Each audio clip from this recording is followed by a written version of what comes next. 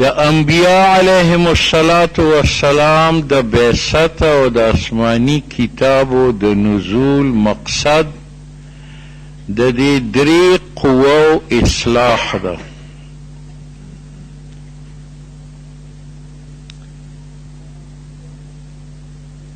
د غصې درې صورت دي. یو دا ده چې په انسان کې د سره غضب او غصه وینه د واورې غوندې یخ. فقها هغه ته بغیرته وایي، دیوس وایي، ځکه چې په سړي کې غصه نی نو هغه به د خپل عزت دفاع نه کوي، د جان او د مال دفاع به نه کوي. نو د غصې دا مصرف بالکل غلط.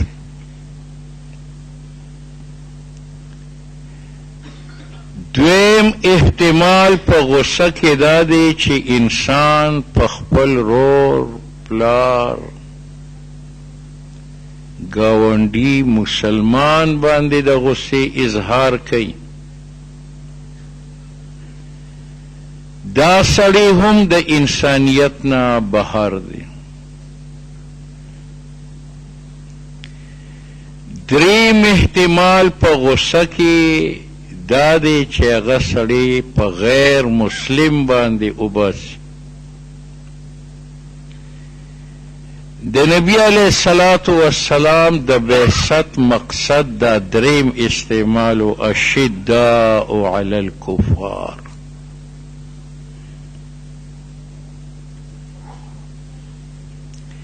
د مینې او د محبت کې درې احتمال دي. یو دا دی چې د انسان زړه د کاڼي غوندې کلک، نه د خپل سره مینه نه د پردي سره مینه. دا سړی د دار اسلام نه خارج دی. نبی علیہ السلام یو مرتبه حضرت حسین ښکل کو، نو مجلس کې ناس یو سړي ووی چې زما 12 زامن دي، تر اوسه پورې ما د هغوی په سر د مینې لاس نه دی راښکلی. نو نبی علیه السلام وی قم فلست منا، ته زمونږ د مجلس نه اوزه، ته مسلمان نه. الراحمون یرحمهم الرحمن، د الله د رحمت مستحق هغه سړی دی چې هغه په خپل ما تحت او ماحول مسلمانانو باندې رحمت او شفقت. نو چا کې چې د مینې محبت ماده نه وي هغه دایره اسلام نه خارج دی. دویم احتمال په مینه او محبت کې دا ده چې د انسان مینه دومره چې د کافر سره محبت ساتي، د هغه سره هم همدردي ساتي. دا هم د قرآن د اصولو خلاف ده. یا ایها النبی جاهد الکفار والمنافقین واغلظ علیهم. دریم احتمال د مینې او د محبت دا دی چې سړی د خپل کارکن سره، د خپل مشر سره، د خپل جماعت سره، عموما د مسلمان امت سره مینه ساتي. د پیغمبر د مقصد د بعثت مقصد دقه اخیرنی دی، رحماء بینهم، چې په خپل کور کې محبتی، د احسان ماده او جذبه پکې، د انتقام جذبه پکې نه وي. انتقام موت دی او احسان زندگی ده. او دا یو داسې بیین او بدیهی اصول دی چې په دې د کائناتو هر مخلوق عمل پیرا دی چې احسان جون دی او انتقام بدله اغستل دا موت دی. مونږ غوا ته واښه ورکو، اوس که غوا زمونږ نه انتقام ولي او مونږ ته مو واښه سوټي راکوي پی نه راکوي نو هغه مونږ قصاب ته ورکو نو ګوره غوا چې انتقام واغست نو د هغې موت راغی خو غوا ته دا معلومه ده چې د انتقام په لار کې زما موت دی نو هغه د احسان لار اختیاروي د مالک خو واښه راکړه خو زه به پی ورکم کوچ به ورکم شملې به ورکم او کومه غوا چې پی ورکوي کوچ ورکوي نو هغه مونږ په قصاب نه خرڅوو بلکې د هغې خدمت کوو د هغې حفاظت کوو نو غوا ته معلومه ده چې په انتقام کې زما ذبحه ده او په احسان کې زما حیات دی الله د مینې او د محبت مصرف وښودو رحماء بینهم ستا په کور کې یو ونه ده هغې ته کوم خوراک چې میلاویږي د ځمکې خاوره ده او د ځمکې پیکه اوبه دي بس اوس که دا اونه انتقام ولی نو ما خاوره خوړلې ده نو خاوره به وروم نو د کمې اونې نه چې خاورې دوړېږي جامې خرابوي لوښي خرابوي ماحول خرابوي نو هغه خلک کټ کړي د جړ نه بس چې دې کور ګنده کړی نو ګوره انتقام هغه اونه پرې کړه لیکن اونه هوښیاره ده هغې ته خو ځمکې خاوره ورکړه ساده اوبې ورکړې لیکن هغه ګلونه ورکوي میوې ورکوي سوري کوي او د داسې اونې سړی حفاظت کوي نو اونې ته معلومه ده چې په انتقام کې قطعه ده او په احسان کې حیات الله تعالی دا اصول د حیات اخودل رحماء بینهم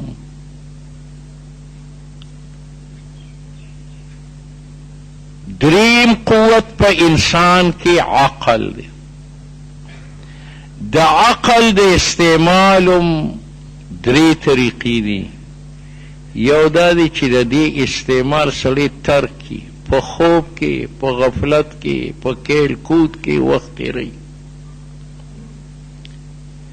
دویم دا دی چې هغه عقل په عیاشۍ او په عیارۍ کې صرف کړي دا هم ناکاره انسان دی دریم دا دی چې عقل سره د الله معرفت حاصل کی د الله عبادت وکړي الله فرمایي چې د نبی د بعثت مقصد دا دریم دی تراهم رکعا سجدا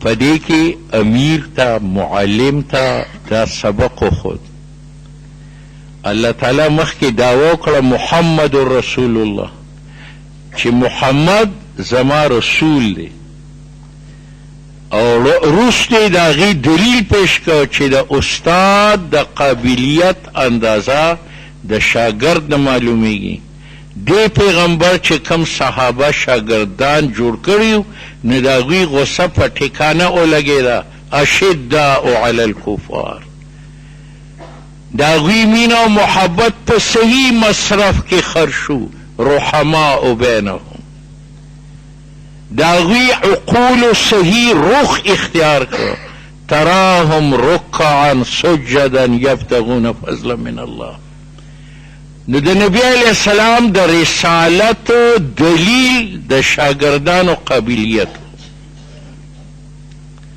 په دې کې هر قیادت ته دا ووایي چې تا هغه ارکان جوړ کا چې هغه نظریاتي ارکاني په چوک کې وقتي جلسې سره وقتي جذبات روچ لیکن چې نظریاتي ملګري وي که اسمان ځمکه شي ځمکه اسمان شي هغې بدلیږي نه دی د پیغمبر د قیادت اصول وښودل چې هغه خپل شاګردان څنګه جوړ کړي اشداء علی الکفار رحماء بینهم تراهم رکعا سجدا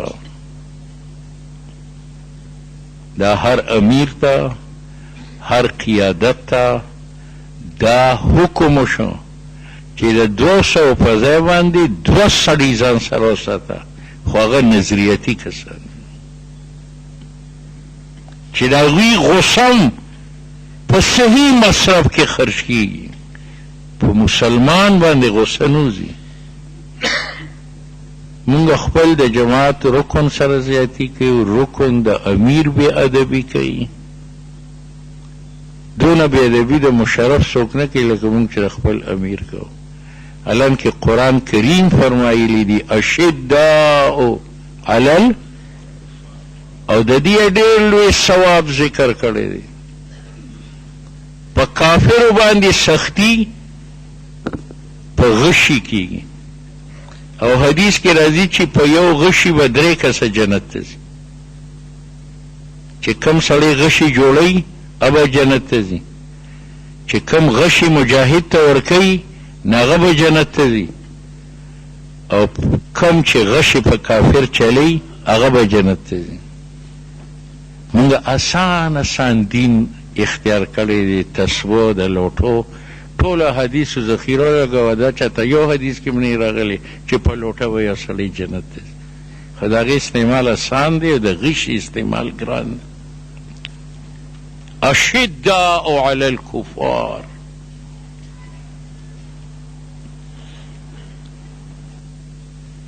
رحماء بینهم تراهم رکعا.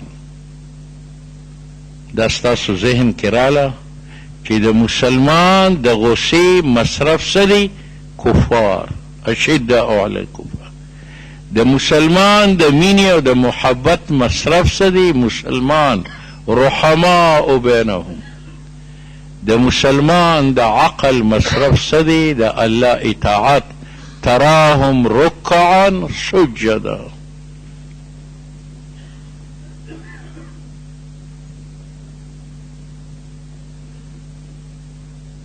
روان دی قرآن کریم یو اصول بیان کړي چې دا خو مونږ یو ډېره اوږده لار تاسو ته ښودله چې خپله غصه صحیح ځای کې استعمال کړئ، خپله مینه او محبت په صحیح ځای کې استعمال کړئ، خپل عقل په صحیح ځای کې استعمال کړئ. وی شارټ کټ لار دا ده چې خپل ځان د قرآني هدایاتو مطابق جوړول دا مسلمانی ده، او قرآني هدایات د خپل ځان مطابق جوړول چې کوم دی دا کفر.